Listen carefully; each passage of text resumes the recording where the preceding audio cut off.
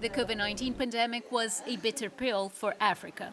Health systems pushed beyond their limits, and the agonizingly long wait for vaccines put millions of lives at risk. As COVID fades, new challenges are rising, disease outbreaks are accelerating, while foreign aid is dwindling. When you have so many outbreaks and you have mutations of virus, you have less resources, it means the next mutation of a virus can become a pandemic. And this is why we are warning the world. Now we are talking about disease X because we have so many viruses that can become pandemic anytime. Mpox, Ebola, Marburg. Sweeping aid cuts from the United States has been the biggest blow to life-saving health programs. But the continent is not taking it lying down. The US doesn't owe us anything. They were just helping. And so the onus lies on us to stand on our own. We can't go crying after Trump. He told us he doesn't want us. It's very clear. He made it very clear, especially us in South Africa. He said he doesn't want us for reasons of genocides and oppressions and expropriations, which are not there. We all know that they are not there.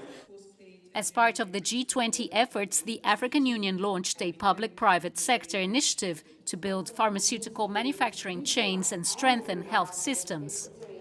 Africa carries 25% of the global disease burden, but depends almost entirely on imported medicines, making it vulnerable in emergencies.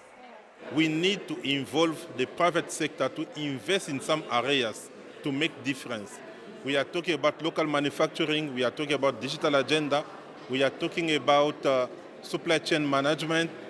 While positive steps have been made since COVID-19, the continent's pharmaceutical manufacturing hubs are concentrated in a few countries, including South Africa, Nigeria and Egypt, a scenario that needs to change quickly.